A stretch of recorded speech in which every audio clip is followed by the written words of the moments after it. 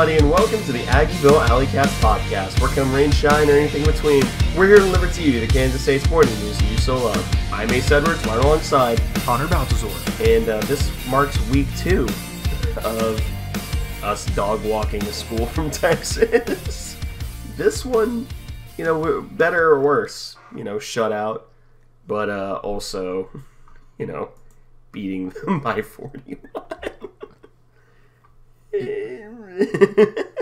Yeah, pretty kind of unexpected dominance, I think, at least to the degree that we did, because I think that we were pretty well set on the fact that Houston would get at least some scoring, because of the offensive weapons they have. Mm-hmm. But not only did they not ever do that, they really were just completely ineffective for the entire day, really. Yeah, they were not very good. Maple guest appearance, but there was never really a moment of doubt. 41-0 loss, or a 41-0 victory. You never really any moment of doubt whenever you have that score. This is probably going to be a pretty quick episode because there's not a lot to really break down.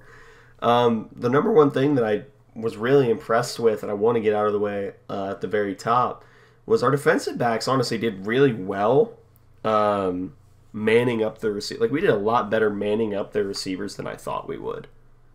Yeah. Keenan Garber was great in coverage. Will Lee was as well. And so was Jacob Parrish. I mean, those top 3 guys, that kind of seems to be the rotation at this point at corner. They were all impressive in their own right. Will Lee nearly had a pick much earlier than he had his actual one, but he just kind of tripped and fell when trying to jump a route. Otherwise, he would have added another pick. But, no, yeah, the defensive backs were fantastic across the board. I mean, holding this is a Houston team that the week prior had, I think Donovan Smith had like 375 or 300-something passing yards against Texas. Houston as a team has held just 95 yards through the air on the day, which is pretty incredible. Yeah. So, honestly, that's the main takeaway. So now we can just kind of get into game day grades, where we go through every single position group, including coordinators, giving them a grade from F to A+. F meaning they nearly single-handedly lost us the game. Yeah, that's definitely happening this week. A+, meaning they had an exceptional performance or nearly single-handedly won us the game. As always, we start with the person under center, or in this case, the people under center. Will Howard and Avery Johnson, the quarterbacks. Hey, all I need to do to make my argument is read the stat line here. Will Howard was 15 of 17, 164, 2 touchdowns, no picks. Avery Johnson, 5 of 6 for 46 yards and a touchdown. And you also, Will added 24 yards on the ground rushing. The only complaint that I have for the quarterbacks is Avery Johnson fumbling, which I figured that was going to happen at some point anyway, but it didn't result in anything. This is an easy A+. Yeah, they get an A+ from me too. 164 through the air isn't some incredible number, but Will was very accurate all day, only missing 2 passes. One of them was a drop as well. Granted, it was a little out of Jace Brown's frame, but he had his hands fully on it, so that's a catch as a receiver. If you're going to be a starter, you need to be able to make that. He really only had 1 throw that kind of didn't have much of a chance of being completed, and it's to Jaden Jackson in the end zone, which was just a little bit behind him. But other than that, Will was great. Avery looked really nice throwing the ball. He had a nice throw on the run at one point to, I think it was Will Swanson, and that helped set up a touchdown to Seth Porter. The little flick. Yeah, that was really good from Avery Johnson, but Will looked really comfortable. He did take a lot of underneath and easy throws, but he still had a nice contested play to Phillip Brooks. Had a nice throw down the field to Phil again for a touchdown. Yeah, the easy A+ for the quarterbacks. Yeah, I mean, there's not much to complain about there. Then, of course, you move on to the running backs. DJ Giddens, 13 for 96, 2 touchdowns. Trayshawn Ward, 10 of 33, or 10 for 32 with a touchdown. Again, it's really hard to find something to complain about here. Trayshawn adding 15 yards through the air as well. Just a reminder that DJ Giddens is just a power back and he's really slow and has no moves. Yeah, I think that narrative is probably officially dead at this point. At least it should be. because it is just so obvious from watching how he plays. And it's been obvious the entire year, and even going back to last year, it was obvious that there's just so much more to his game than being like a power back, and kind of sarcastic air quotes. But DJ was phenomenal again, just making defenders look silly on multiple occasions. He had a huge 3rd and 20 conversion on one of our first drives, maybe the first drive, and looked really, really good throughout this game. Trayshawn, we didn't see him be as successful as DJ, but he was he made some quietly big plays. Like, he had a first down on a 3rd and short where he just kind of caught the ball short of the 6 and just jumped. Pushed himself right over the line. That was just good awareness of where he was on the field. The running backs were great. Yeah, A+. A+ from me too. Next up is wide receivers. Now, this is another situation where I'm not upset with the wide receivers because of how much we won. I really want to see more from them. They did well enough. Phillip Brooks, 5 for 83 and a touchdown. Then Jace Brown, 2 for 13. Seth Porter got himself a touchdown. Good for him. RJ Garcia had a catch for 4 yards. But it's just, I gave them an A-, and that's largely because I didn't want to, spoilers, I didn't want to break a week where everyone would have had at least an A-. But it's just another week where I really wish the receivers did more. But the counter argument to that is, did they have to do more? Yeah, that's kind of what makes it difficult to grade them. I went with an A- as well. Phil had a really nice catch on that contested grab on a 3rd and short.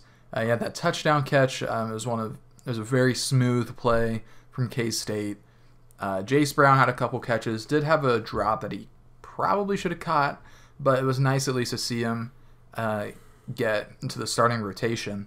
And additionally, Jace did have a play where he looked pretty elusive. He definitely needs some work on his vision on some jet sweeps, but that's why he's a receiver. Seth Porter got his first career touchdown, which was awesome for him, and Eric Pizarro got his first career reception, which I was joking about on that drive, and then he actually came in the game. And then RJ Garcia had a catch too. That was one where I kind of wish that he would have played it a little bit better than he did, but at least he's back in the stat column. Yeah, because he took himself away from the sticks to make the catch. That, and generally it was a good blocking day. Phil had a few exceptions to that. There were times where Phil didn't block great, but I think at this point we're just going to have to live with it. Yeah, it's been pretty bad all year, so I think we're just going to have to accept Phil's just not going to be a good blocker. Yeah. Next up is tight ends fullbacks, and this is another A+. Although Ben Sinnott didn't play all that much, only got 1 catch for 6 yards. Will Swanson and Garrett Oakley both blocked really well, and I've never seen Connor happier at a K-State football game than when Garrett Oakley finally got a screen pass thrown his way. Yeah, I have been wanting a screen, like a tight end screen for Garrett Oakley all season long, and we finally got it with the connection from Avery to Garrett, and it was a big gain. It was, I think, his biggest gain of the day for 16, and it worked super well. And so I'm hoping that we see it again, because Garrett Oakley is just an unbelievable athlete in space, especially for a tight end. So we need to be doing that as much as possible, getting him the ball in space. Yeah, they also had a really good run blocking day as well. Mm-hmm. Ben had a few, especially on a few running plays that I thought were really good. He helped spring DJ Giddens' touchdown at one point. Mm-hmm. Offensive line, this is another really easy one because the offensive line probably had their best performance of the year against a defensive line that isn't that bad. You know, they're not bad, they're solid. But, you know, this is another A+. Everyone top to bottom had a pretty good day. And then, of course, Cooper Beebe killed someone. So, or should we say Nacho Libre killed someone? Yeah, he kind of made some headlines, went slightly viral for it. But yeah, Cooper Beebe's awesome. The entire line played really well. Very few moments where there were any lapses, really. Will took a couple of sacks, but they were mainly coverage sacks. So can't really pin those too much on the offensive line. KT looked really good as well. It was just a dominant performance. We were pretty much doing whatever we wanted for the second week in a row. Hopefully we don't get too used to that, given who we're playing this upcoming weekend. But still, it was really, really great to see the offensive line just really dominate the way that they did. Yeah. So, easy A+. Yep. Now we move to the defensive side of the ball with the defensive line starting off. I found myself happy with how the defensive line played. I just wanted them to get more sacks, and I wanted them to stop. I know Donovan Smith is big, and he's deceptively, weighty because he's 250, but you still want to convert a few more of the sack opportunities than we got. That honestly lowered my grade to an A, but they were getting such consistent pressure, especially against an offensive line that was, especially at the left tackle position, was shockingly good. But I found myself happy with the performance. I ended up giving them an A. I went with an A+ still. There were some kind of gashing run plays, kind of similar to TCU, but I think it was kind of in the same vein as TCU, where we were fully expecting them to pass the ball most of the time because we got up early and they were in a trailing position, so they needed to throw the ball more. So there were a few times that we just got caught off guard with the run play. Pretty much the exact same game script there as with TCU. So I don't really hold that too much against the offensive line. They otherwise did pretty well, or the defensive line, I mean. The otherwise were really good. Pressure was decent, just didn't finish as much. Again, like Ace said, would like to see a few more sacks. But we were still hitting the quarterback a decent amount, some of that from the linebackers. But all in all, really quality day. Again, can't really complain too much. So I gave him an A+. Yep. Linebackers, I thought, had a deceptively good day. Dez had some really amazing run fits that you don't expect from a Sam linebacker in a 3-3-5 who mostly exists to clog slant windows. But he had some amazing run fits. He may quietly be the best linebacker on the team right now. Austin Romain's still going through a few freshman growing pain mistakes. Jake Clifton's having himself a pretty solid season. Austin Moore, his tackling has slipped a little bit, but he's always at least in the right position.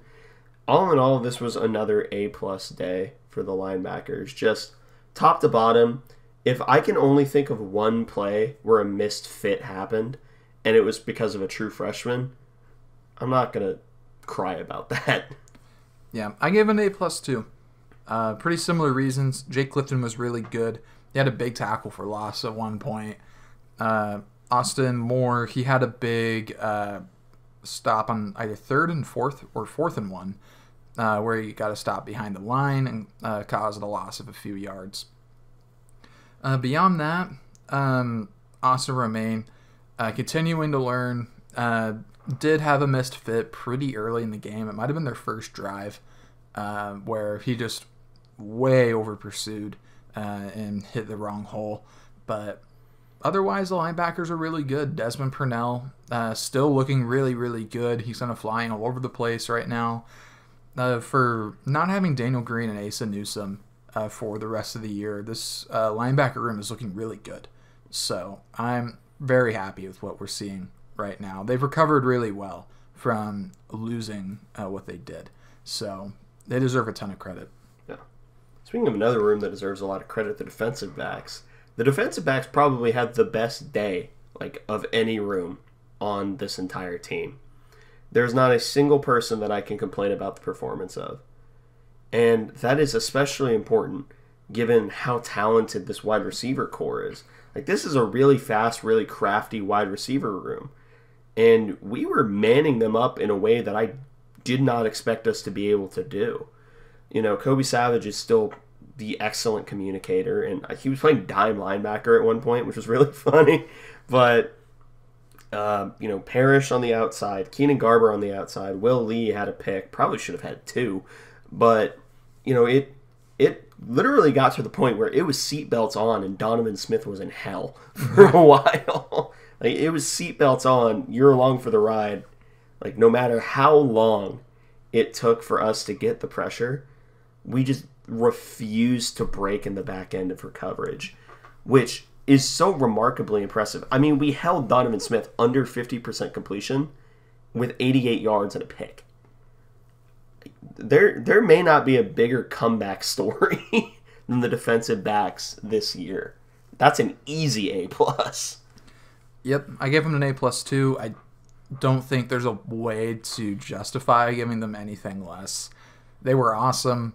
Only 95 passing yards on the day for Houston is just incredible. Siegel had a tackle for loss. He's continued to look really, really good as of late. Will Lee, again, like you said, should have had 2 picks, had 1. Overall, the team is credited with 5 passes defense. That does include 1 from Uso at the line. But it honestly felt like more. I think they may only be counting pass deflections as actually deflecting the ball and not necessarily just forcing an incompletion. Mm-hmm. But we were flying all over the place defensively and making some really nice plays. Jacob Parrish had a few nice breakups. Keenan Garber played great coverage. He's really come along in the last few weeks. He's still not really getting his head around as much as we'd like, but he's kind of at the very least figuring out how not to interfere while doing that. So that is a step up at the very least. And then, some of the backup safeties looked pretty good too. Matthew Mashmeyer, he had a really nice pass breakup at one point. He had a couple good tackles as well.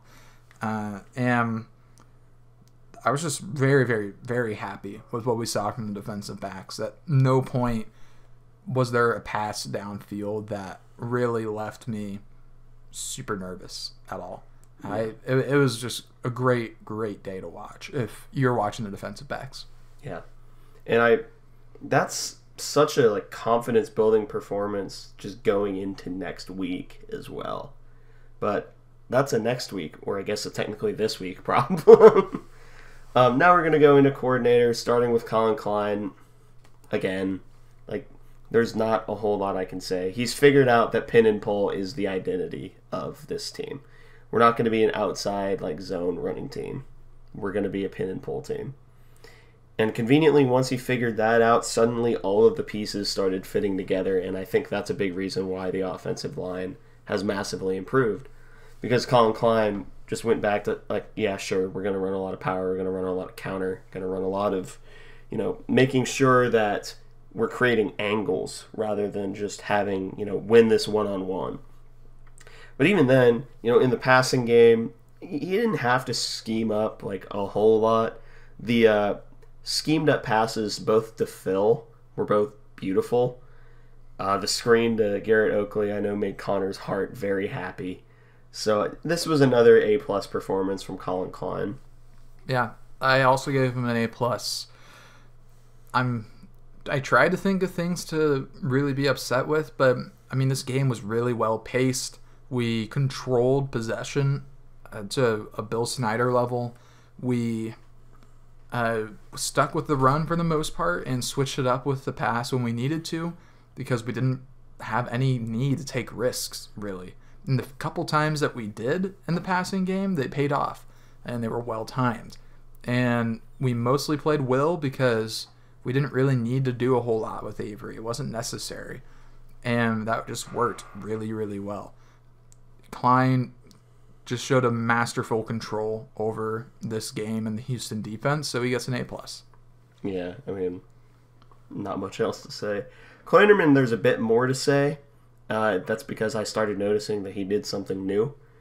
He started overloading one side of the line of scrimmage on obvious pass rush situations, which is where Nate Matlick got one of his first sack of the year. It's either his first or his second. No, I actually checked that because I too thought that it was only his second sack of the year because he hasn't been making as much noise, I think, as some people have been wanting him to. And so I went and checked, and I think it was his 4th on the season, which was kind of surprising to me. But he had one in each of the SEMO, Troy, and UCF games, but he hasn't had one since UCF until Houston. So It's been over a month. Okay. But point still stands. Yeah. Well, congratulations, Nate. But point still stands. The adjustments that we didn't even really have to make were just really interesting. I do think it's weird that we decided to put the overloading the line on tape the week before we played Texas. I think that's a strange choice, but I'm evaluating this game in a bathroom. In a vacuum. I'm evaluating this game in a goodness gracious, vacuum. I was about to say back rooms. Evaluating this game in a vacuum. That's a nice little wrinkle that we haven't introduced much before this point, which gives a lot of room for stunts and like games on the line and stuff like that. But that's it. I just wanted to talk about that. I thought it was cool. Klingerman called a perfect game. He called a shutout. Not a perfect game, but a borderline perfect game. It's A+. Yeah, I gave an A+ too. He really put a lot of trust in the corners in this game to man up and do their job, and it worked, I think, a lot better than you or I would have expected, especially given the talent in the Houston receiving room. But our corners completely locked down this game. There were thumbs down everywhere, mob signs everywhere this entire game, because the defense deserved a ton of praise, and a lot of that started with Joe Klanderman. He was awesome. I did love the overloading on blitz. I, again, do agree it's a little weird we put it on tape right before Texas, unless he just really wanted us to get some game experience with it. I don't know why we would need it, because it's kind of straightforward. But maybe he's putting it on tape to throw in a counterpunch with it for next week. I'm not sure. But regardless, Klanderman gets an A+. He was fantastic. Yep.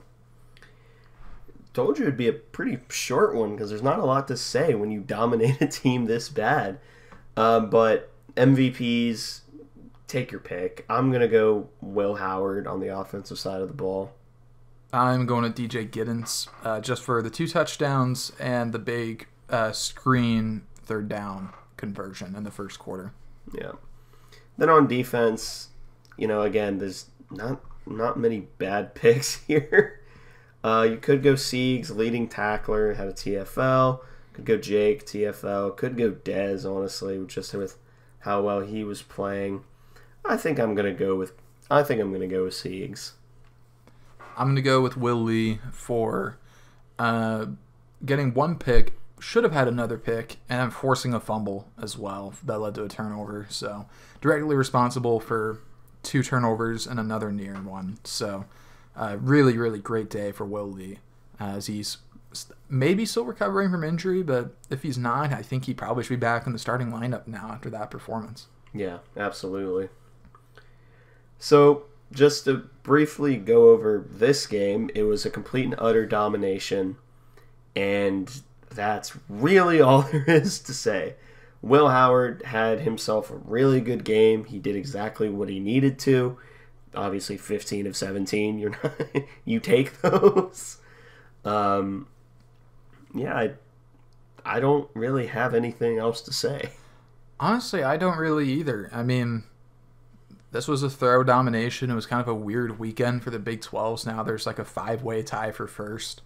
And we've got multiple elimination games coming up this weekend as well. Yep. Which, speaking of, the biggest game of the year up to this point is up next. A functional elimination game for Arlington. K-State versus Texas. Big noon. Big game. Well, I guess you guys will have to tune into the preview episode to see what we think of that one. But what I will say right now, it's going to be an interesting game. Yeah, I'm not really sure what to think of them yet, because with Quinn Ewers, I definitely would have a different thought. Yeah. But I've not really seen anything of Malik Murphy yet, just haven't seen any film. So I can't make a determination yet, one way or the other. Other than I know that Texas fans seem to be annoyed with his accuracy, but Texas fans get annoyed by pretty much anything, so that's not really a reliable source. So I'm looking forward to learning a little bit more about them. But yeah, huge game this upcoming weekend that is going to ultimately determine the trajectory of the remainder of the season and what we're hoping for.